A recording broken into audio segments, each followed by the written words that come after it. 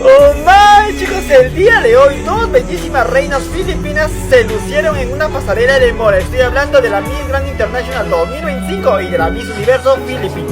Y de esta manera se lució Bea en esa pasarela. Sin duda alguna me encantó el vestido, los movimientos que ella hacía, súper elegante, súper fina. Me gustó también el tocado de la cabeza, la mirada. Sin duda alguna Bea lo hizo espectacular en esta pasarela. Por su parte, Emma, la Miss Grand International 2025, salió un poquito más como Crown. Me encantó esos movimientos, la firmeza de los pasos. Sin duda alguna esta niña es súper elegante. También me encantó ese tocado que llevaba en la cabeza, cómo hacía ella los movimientos con la mano. Sin duda alguna esta niña es glamurosa en cada pasarela que sale, me encantó. Y yo les pregunto, ¿qué opinan de estas dos bellísimas reinas filipinas? ¡Oh my! ¡Los leo! So inyong napanood mga kapolitika itong naging reaksyon ng isang Latino vlogger dito kay Emma Tiglao at kay Bea Milan Windorski sa kailang pagrampa kahapon.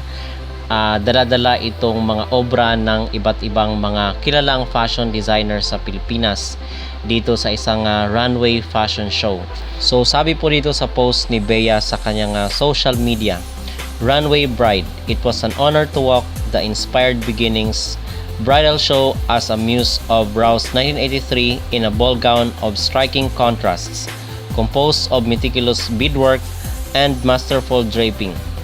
So, itong pagrampa ni Bea Milan Windorski ay kabahagi mga kapolitika ng kanilang promotion para dito sa kanyang laban sa Puerto Rico sa Miss Universe 2026.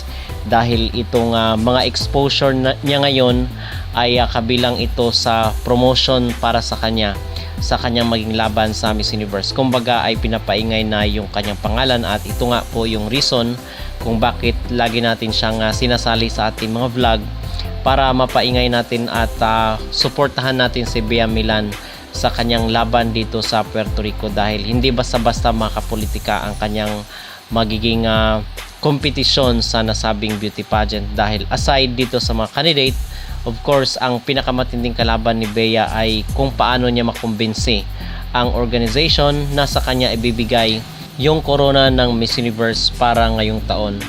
At sana we are just hoping na walang luto-luto sa edisyon ng Miss Universe 2026, most especially yung pinakamalalang iskandalo sa kasaysayan ng beauty pageant, yung nangyari last year dito kay Fatima Bush.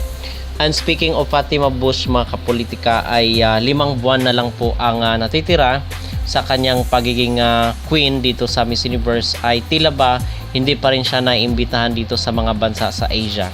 So kung ating mapapansin ay mas iniimbita pa nga yung mga runner-up lang doon sa Miss Universe 2025 kung ikukumpara dito kay Fatima.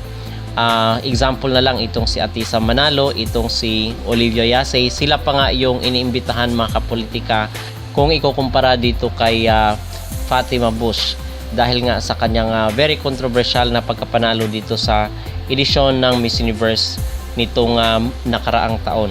At mula po dito sa Miss Universe ay kahapon po kinoronahan po itong pambato ng Ballesteros Cagayan para sa Miss Earth Philippines 2026. At so far mga kapolitika, yun po ang ating pinaka-latest na update dito kay Bea Milan Windorski.